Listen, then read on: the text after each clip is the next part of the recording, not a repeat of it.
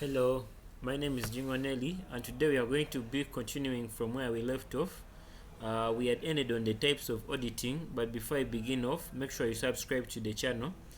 So with the types of auditing, there are three main types of auditing. That is with the financial, performance, and compliance auditing. And other audits are just other forms of the three. So beginning off with financial auditing, financial auditing, basically this is the main audit because the financial statements are key, and financial auditing is an audit of financial statements of an entity whose objective is the expression of an opinion by an auditor as to whether the financial statements are presented fairly in all material respects. So in accordance with the applicable financial reporting framework, that is the IFRSs or the IPSAS and the laws. So as I told you, this is the main type of auditing, simply because the financial statements are key. So then we look at the performance auditing. So with performance auditing, this one is the type of auditing whereby it establishes whether an entity's resources are used economically, efficiently, and effectively, and recommend ways for improvement. Looking at the terms, the three terms in the definition, economy means minimizing of costs for activities. For example, you can decide to use pickup vehicles as hospital ambulances simply because to minimize the costs of that activity. And then looking at efficiency, for efficiency it means getting the most output from the available resources, or here is having more output than input. For example, you can decide to input in less money and the output is more, so there you can be termed as being efficient. So when it comes to effectiveness, effectiveness means achieving objectives set. So with performance auditing, the three move together. So still with performance audit, it is also called operational audit or value for money. So you establishing a performance audit, it is simply a way of valuing your money. So that's why they call it value for money audit. Then performance audit is mainly done in the public or non-for-profit entities to improve accountability and service delivery. So with then looking at compliance auditing is an independent assessment of whether an entity complies with the relevant laws, regulations, and agreements. So with this, it includes compliance with the procurement and human resource regulations. So here they're simply saying whether the entity is complying with these three relevant laws, the regulations, and also the agreements. So an environment audit by NEMA can be an example of compliance audit. Then it may be done separately or combined with financial or performance auditing. So looking at the comprehensive audit, for comprehensive audit, it usually combines the financial, performance, and compliance audits, and it is done to collect detailed evidence needed to restructure an entity or to carry out fraud investigations. With comprehensive audit, it is done to collect detailed evidence of mismanagement, and we usually look at an entity in totality. So here we look at all aspects. For example, how do they recruit, how do they fire, how do they teach, and so on. So looking at forensic audit, this one simply is an independent investigation and gathering of evidence of the alleged financial fraud or mismanagement. So with this, there can be an incident whereby maybe there was cash in transit and it was being taken to the bank, but during the transit you find that this cash is stolen. They hijack the car. So you may find that in this car, maybe perhaps there were security guards, but they were not able to to protect and safeguard the money from the thieves. So you would find that maybe in total they were carrying 100 million, and during the attack, the thieves only managed to steal 70 million. So the remaining 30, maybe perhaps you find out that it was not stolen. So always, whenever there's a fraud, like financial fraud or mismanagement, you would carry out a forensic audit to know how much was stolen, in order to cater for, so that the remaining amount of money, the 30 million, is also not taken by the employees who are safeguarding the vehicle.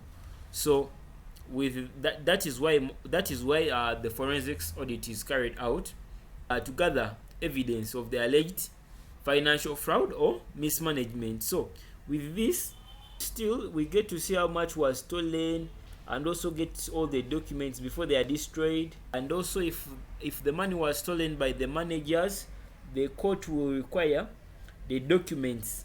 So you must make sure that you access these documents before they are destroyed, and you prove to court beyond reasonable doubt that the fraud occurred and the alleged party is liable or is guilty of the fraud. So here they're also saying it involves a detailed review of all the relevant documents and collection of supporting evidence for audit findings. Then forensics audit is a specialist audit done by forensics auditors.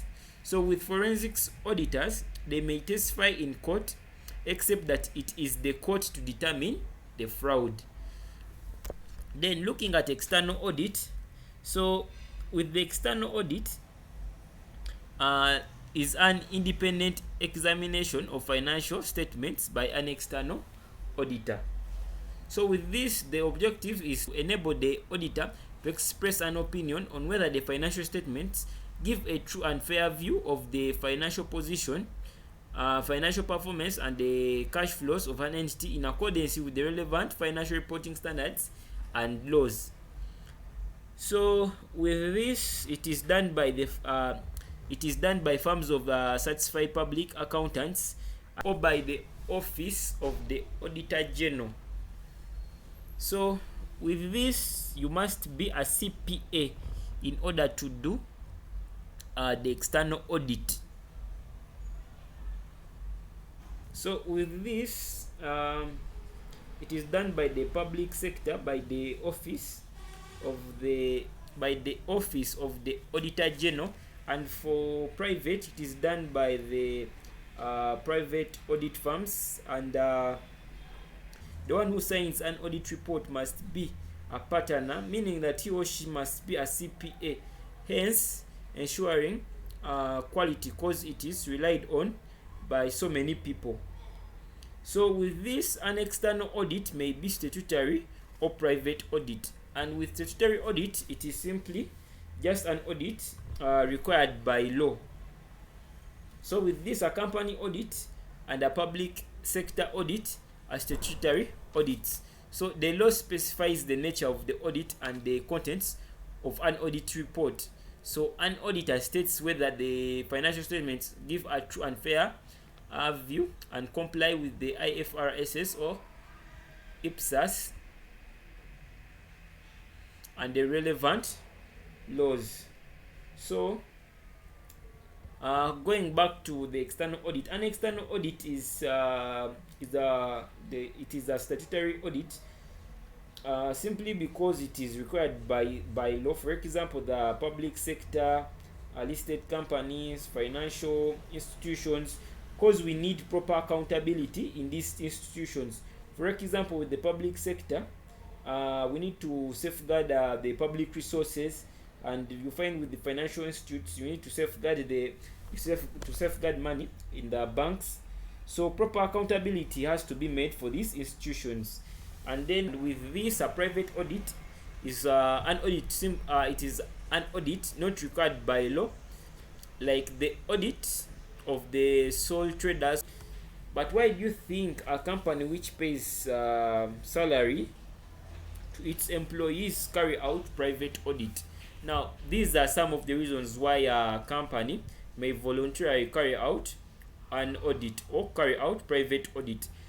This is simply because it's doing the private audit, it carries its own advantages, and these are some of the reasons: to provide assurance to the owners on the financial position and performance, and also to help in making financial statements more acceptable to tax authorities like URA.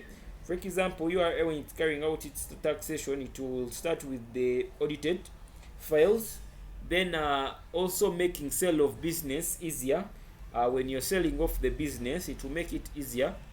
Then it also enables to obtain loans from the lenders. It also helps to meet the requirements of the donors. So those are some of the reasons why a company may voluntarily carry out an audit. Then we are having an internal audit. An internal audit is an assurance and consulting function designed to evaluate and improve the effectiveness of the entity's governance, risk management, and internal control. So with this, we look at three aspects. That is, with governance, like is the entity being properly managed? And then with risk management, you identify the risks and also give advice on how to manage the risks. And then internal control processes, here you are on ground and you're monitoring. Then so with the internal audit, it is done by the internal auditors who may be employees of the entity. So with internal audit, anyone can do internal audit. So anyone can do internal audit. So for it does not require one to be a registered CPA. So with this, with internal audit, it varies from entity to entity, but usually includes elements of financial, performance, and compliance audit. Then we're having the public sector audit. The public sector audit, this is the audit of the public sector entities like government ministries, districts, cities, towns, and parastatals. So it is done in accordance with the IPSAS and Public Finance Management Act by the Office of the Auditor General, that is the OEG, or by the private audit firms that are appointed. This is just because the Office of the Auditor General can lack on the employees, so they employ the private audit firms to come and do some auditing for them. And with the private audit firms, they get to report to the Office of the Auditor General, and then with the Auditor General gets to submit the audit report to the Parliament of Uganda. So with the objective of this, it is to improve accountability.